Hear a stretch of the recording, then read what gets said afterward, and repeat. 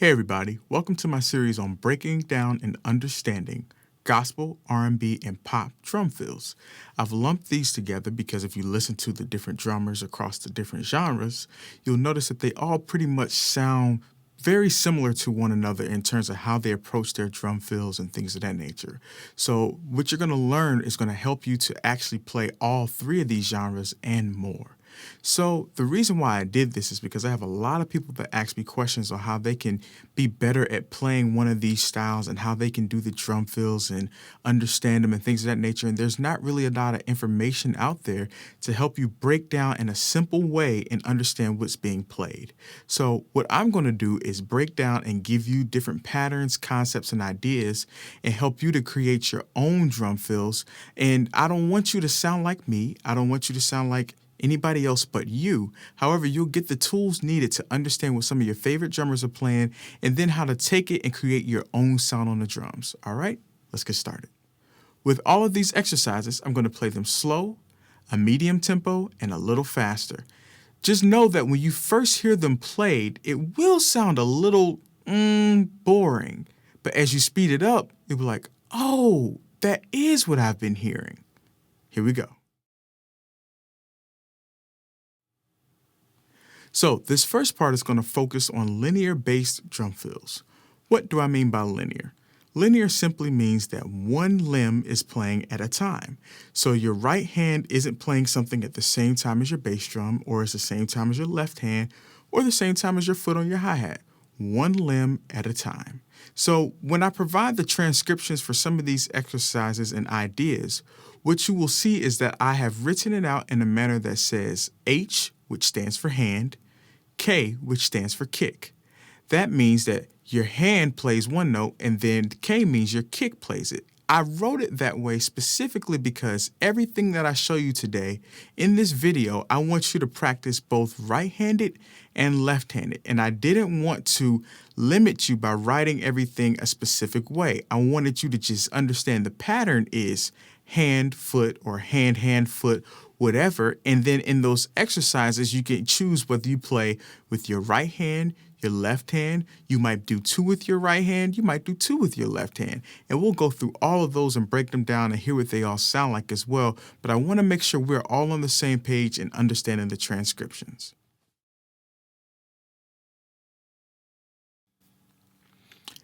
Hey guys. So before we get started with these lessons and these exercises, I definitely want to take some time to talk about dynamics. A lot of times when I see people play things of this genre and these styles, and they're not actually from the genre, meaning somebody that didn't grow up in church or didn't grow up playing R&B music, they just kind of take the feels and the ideas and the patterns, but don't really dissect and understand the dynamics. So when you play these, be sure that you're not just wailing on the drums.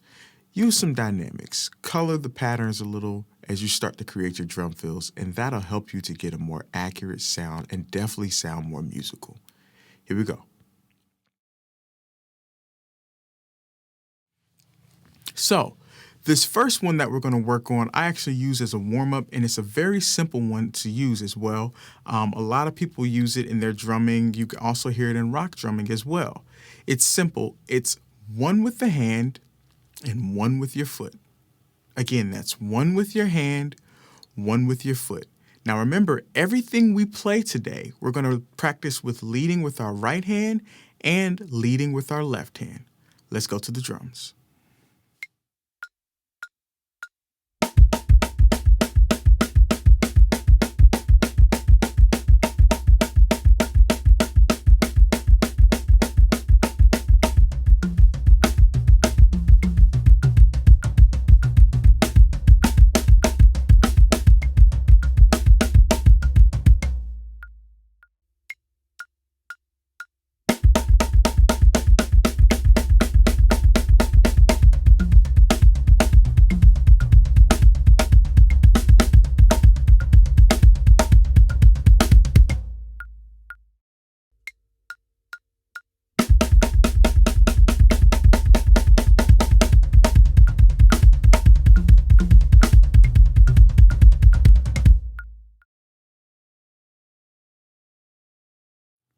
All right, so let's move on to our second exercise.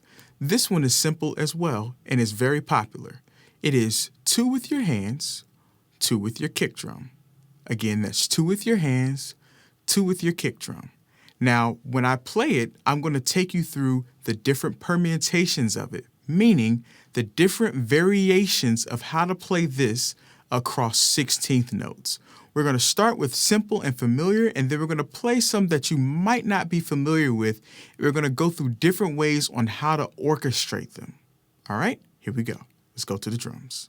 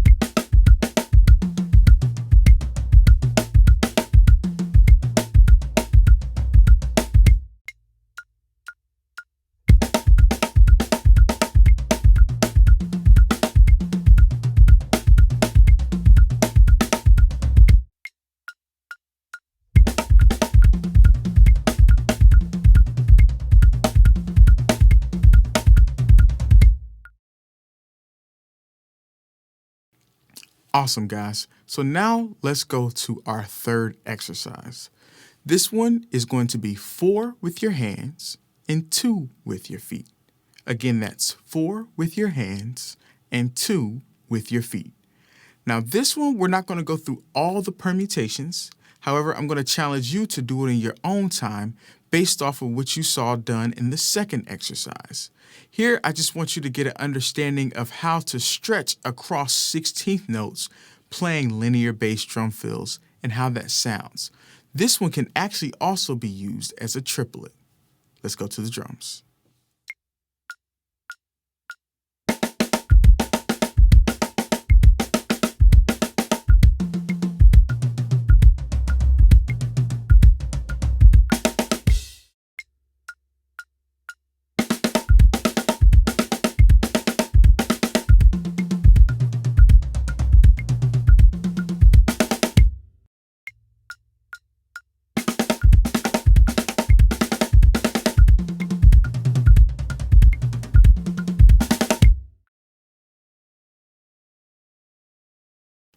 All right, everybody, now it's time to flip it up a little bit.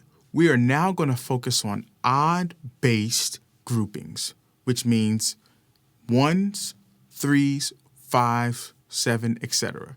Specifically, right now, we're going to do 3s and 5s, all right?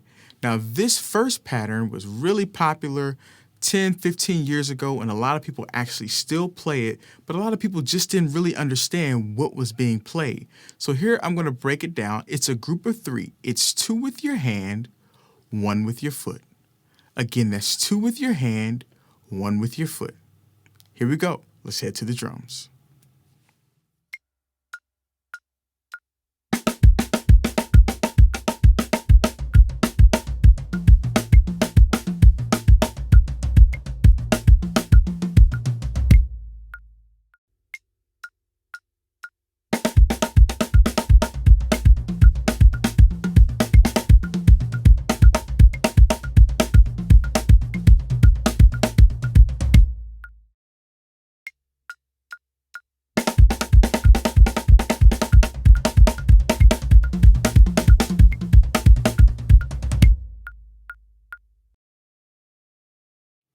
All right, everyone, let's hop into our next exercise. This is another odd note phrase.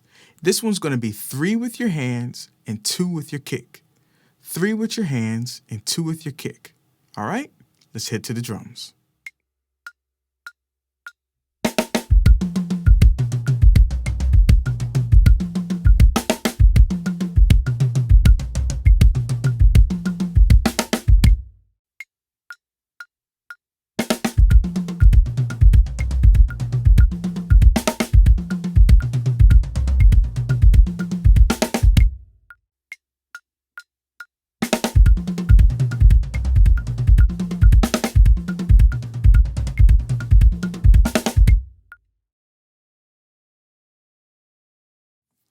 So, how do you take all of these concepts and build monster drum fills? One way that I do this is going to sound really crazy. I make mistakes. You're like, Calvin, what do you mean you make mistakes? So what I will do is I'll put my metronome on, I'll start it slow. Everything I do, I start slow. And the reason is you can only play as fast as you can think. So a lot of times when people are playing in gospel, R&B, and pop music, a lot of these things are spontaneous. Not too much is premeditated because they're going based off where the hits are. They're going based off how they decide they want to sound. They might want to start on the floor tom. They might want to start on the snare. It just depends on their mood that day or what they hear in that moment. So the way they're able to do that so quickly on the spot, though, is that they've practiced slow and their brain can actually think at the speed that they're playing. The way you get that clean is that you practice slow and you let your body make the mistakes. As you make the mistakes, your brain will figure it out and start to make the corrections. So then as you gradually speed up, you're able to play and think faster on the spot and be spontaneous. Let me demonstrate what I'm talking about.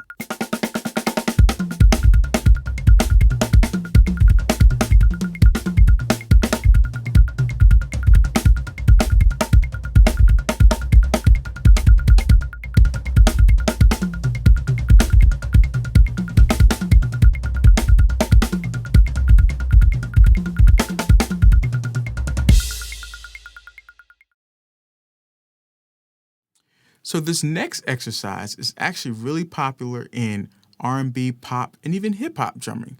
You'll hear it done in some gospel drumming, but it's mainly done on those big shows where they want those big type setups going into some hits. Now, this is really just what's called a herta. It is a single stroke drag, which means that when you play a double stroke, instead of playing it with 2 on one hand, you're going to play both hands together. Let me demonstrate.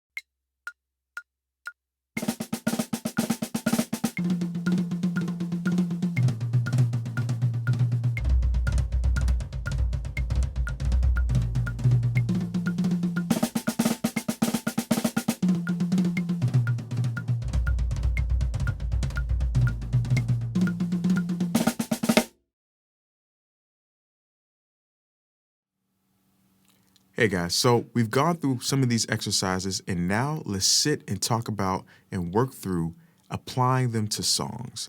Now, one of the biggest things that you need to pay attention to when you use your chops is when and how to use them.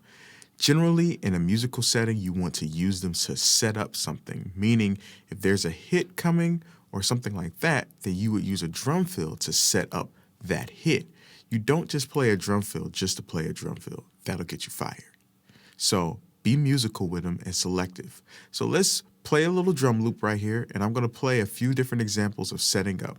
We just finished out the R&B pop section, so let's use that right quick to demonstrate what I mean by setting up some hits. Here we go.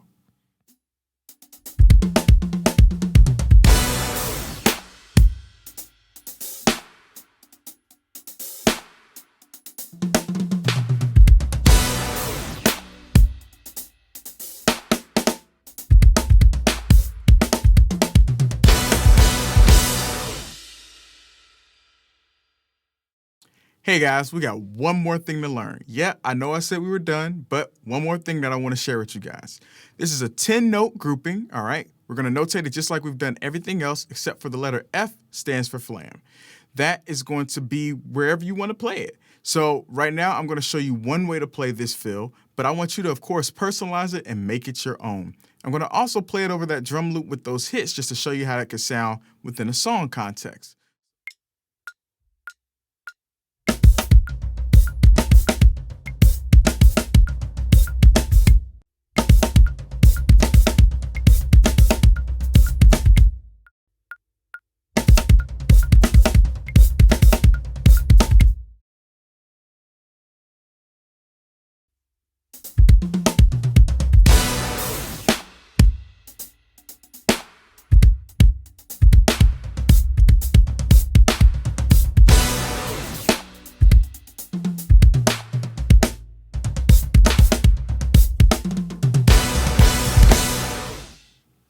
Well, everyone, I hope this video has been a tremendous blessing to you and to help you to start understanding gospel, R&B, and pop drum fills. There's going to be more to this series coming out where we'll start talking about some fusion influences and things of that nature. Hopefully, this will hold you over until that's released. Much love. God bless.